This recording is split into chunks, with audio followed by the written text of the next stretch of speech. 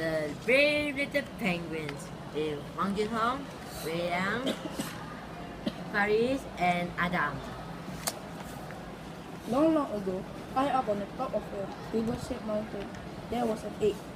Now, an egg itself is not unusual, but this was no unruly egg. In fact, the creatures on the top of this mountain had never before seen an egg of this sort. And quite how it got there, nobody has ever found out. But there, all those many years ago, sat this unusual egg on the top of that table-shaped mountain. There it was, all on its own, on a green tuft of grass. Now the egg-laying creatures were curious about this egg. One by one they came to suspect it. The blue-headed lizard and the stripy snake both looked at it rather suspiciously. Does it look like it belongs to anyone in my family? Croaked the lizard, and off he scuttled rather hurriedly. If it belongs to someone in my family, I wouldn't like to meet this particular cousin in a dark and creepy neck. Cracking. The snake slid off as fast as he could. The smaller birds were the most fascinated by walking around the egg. They considered its shape, the size, and the color. Never seen an egg quite like it, they whispered.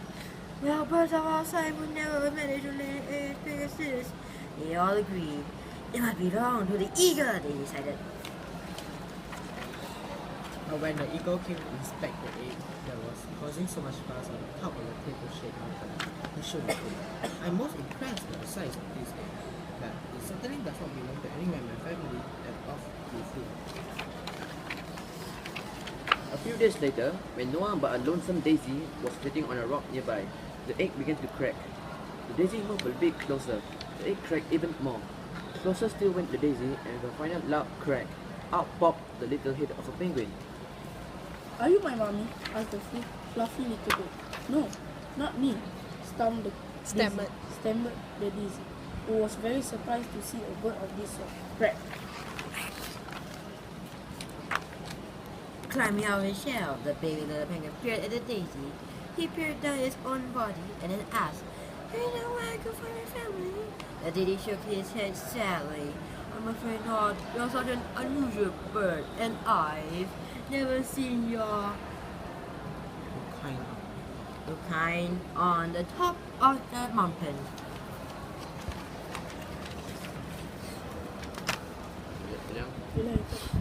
Perhaps you need to go down there, he said, pointing beyond the steep slopes to the land below. And so the brave little penguin set off to find his way down the mountain, for there was nothing else he could do. Okay, this is steep, okay? Steep. Traveling down the rocky face, the penguin came across a baboon who laughed scornfully at the penguin. "Why are you walking, you silly bird? You should use your wings and fly like them," he said while pointing at the birds that swooped past. Looking at the birds and looking at its wings, he understood what the baboon was saying. He began to flap his wings, faster and faster. He even tried to jump, leaping off a nearby rock. But try as he may, he could not leap off the ground.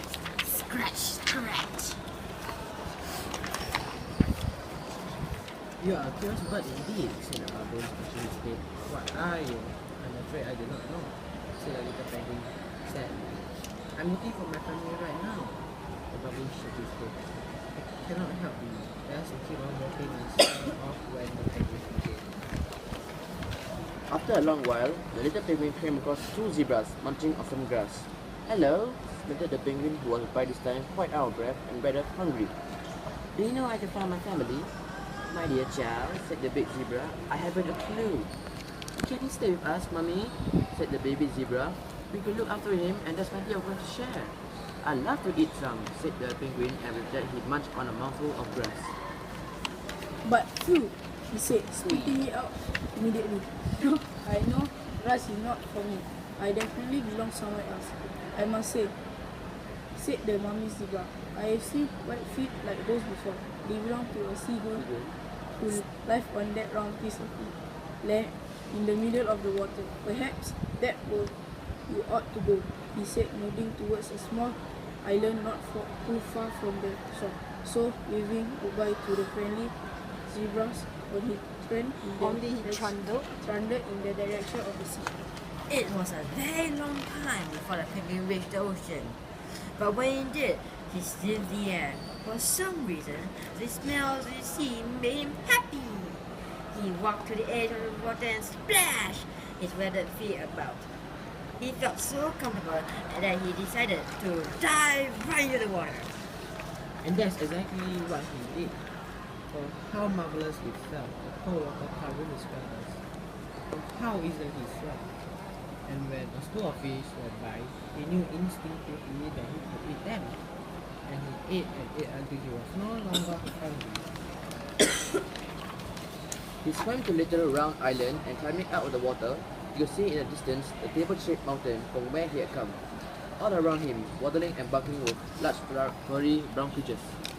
Are you the seagulls? He asked rather rudely. Timidly. No. Chop one of them. Those are the fisky. Fish snatching. Fish nesting.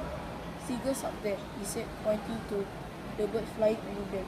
We are sails, said the sail proudly, before adding, are you lost, Mr. Penguin? I'm a penguin? Said the little penguin, looking surprised. Of course you are, said the seal. If you don't hop on my back, I'll take you to the penguin family. And so off they went, swimming under and over the waves. The penguin feeling as happy as it could be. At last, they reached a beautiful white sandy beach with big round boulders, and there tumbling about on the shore and splashing in the water were hundreds of penguins just like himself. The story of his journey all the way from a table-shaped mountain amazed the other penguins. What a brave little penguin he was, but most of all, how happy they were that he found his way home. The end.